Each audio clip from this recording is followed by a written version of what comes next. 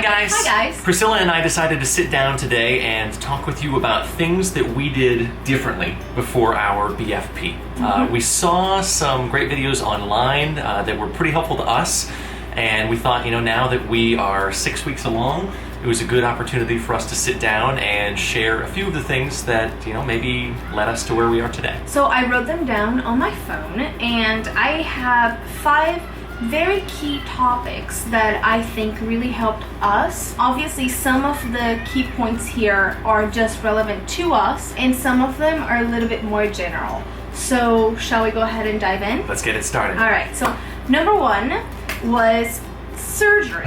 The surgery that I had. Obviously, this is really relevant to me and to our situation at the time because as you guys remember, I went through a laparoscopy surgery, and that was to fix the placement of my tubes because if you guys recall, I found out in the HSG exam that my tubes were actually stuck up in my pelvic area. So we had to fix that in order for any sort of time intercourse to work.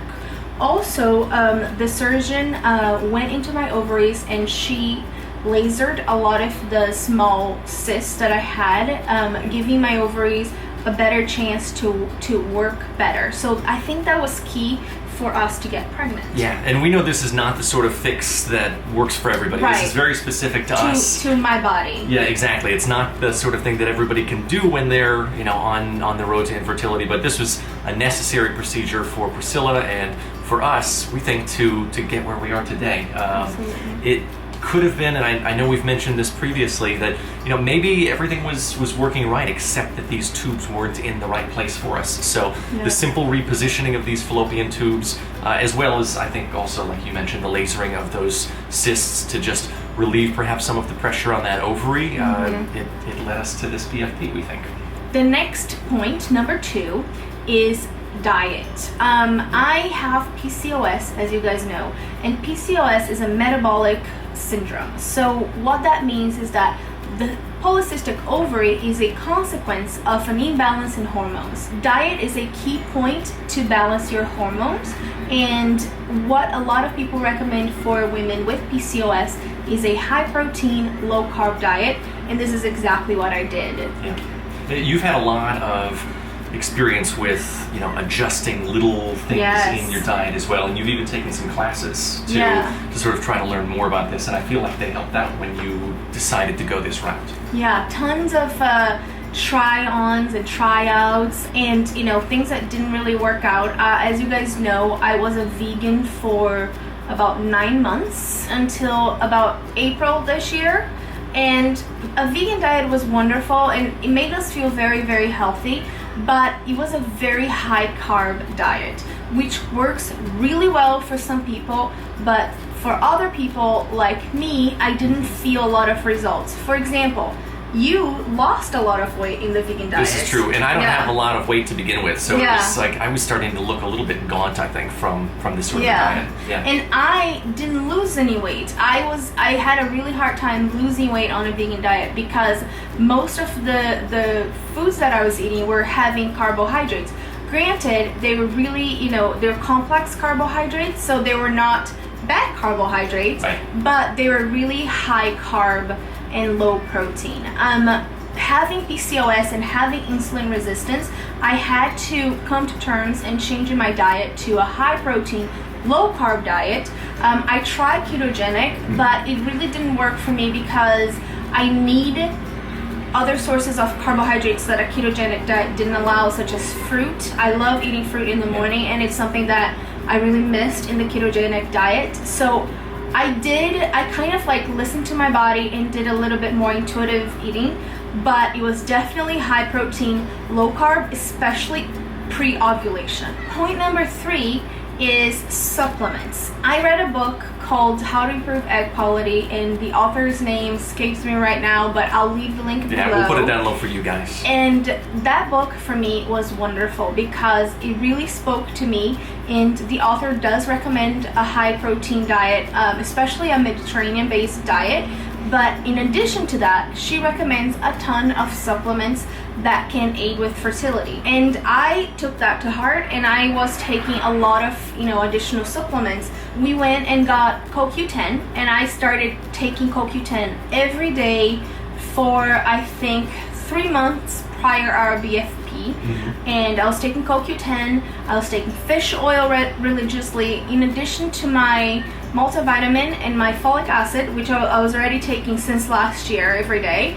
I was also taking vitamin D, and also trying to get sun, because we're lucky to live in Brazil, and best source of vitamin D is obviously the sun. It's right outside. I really was focusing on taking supplements. However, it's important to note that I was taking supplements, guys, with traditional medication. So it wasn't a miracle cure for me, right? It wasn't like we were taking supplements. Right, it wasn't, everybody run out and buy CoQ10. No, and then you get pregnant. It's not like that.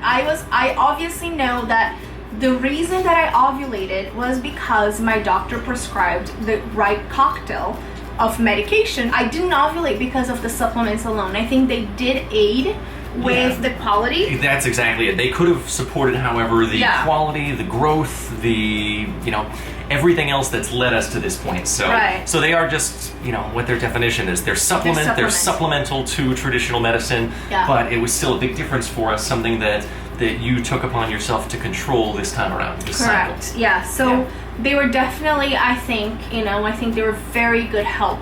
But again, they were a help. They were not the reason. Point number 4. How many? Point number 4 was to remove the pressure from the bedroom. And I think you and I can speak a lot about this, because timed intercourse is what it sounds like. It's intercourse on a clock, on a schedule. And just opening here a little parenthesis, we did timed intercourse. That's how we got pregnant. We didn't do IUI and we didn't do IVF. We were just doing timed intercourse with injectables. So this is how our last cycle, the successful cycle, played out. Yeah, I think the best thing we could say about it is that we did our best to relax. We were on a schedule, but it was every other day this time around. That was a difference, because in the past we tried to do it every day, and I think that led us to feel, again, a little bit more like, okay, now is now, and that is just not the sexiest way to approach this sort of a situation. So backing off to every other day, which also was in accordance with our doctor's recommendation. Not every doctor might recommend that, but ours did this time around, and I think that was helpful for us. And just remembering to smile our way through the situation. We've talked about like trying to keep things light, laughing our way through the situation, because it's sort of funny. I mean, hey, and it worked for us. So yeah. And I want to add also that some of you have asked actually in the comments, and I can't remember if I responded directly, but you've asked if we were having intercourse every day or every other day. Historically, we were having intercourse every day, 4 days before ovulation, and then like ovulation day, and maybe like 2-3 days after ovulation. It's important to also mention that in our case, we were doing that initially or before because Ryan doesn't have sperm count issues, or he doesn't have sperm count or motility or morphology. So we were able to do that without having the fear of like, oh, is he accumulating enough sperm every day?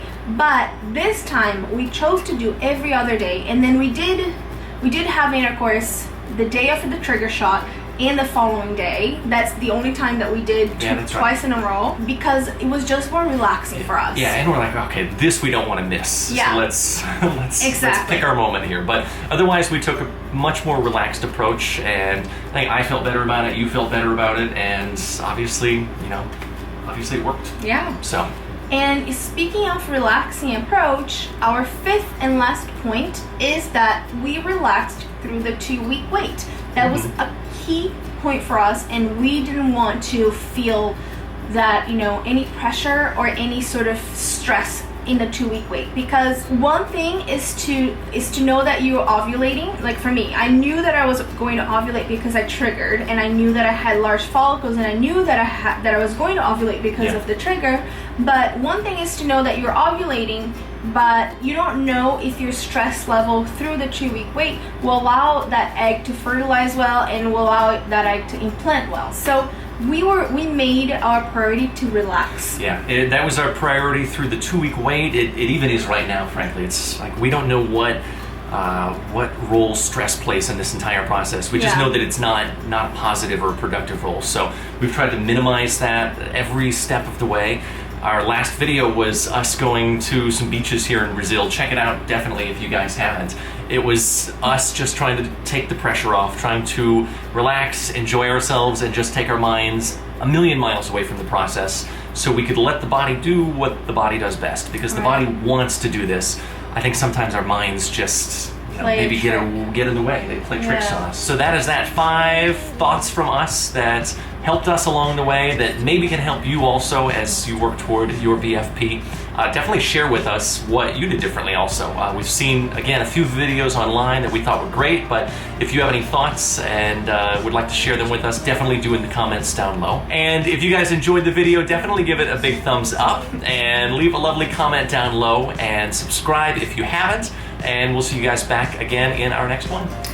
Bye, guys. Bye. When you try to wake up, but your eyes won't cope, it's a shame they got their own ways. Will you dance with me for a second time?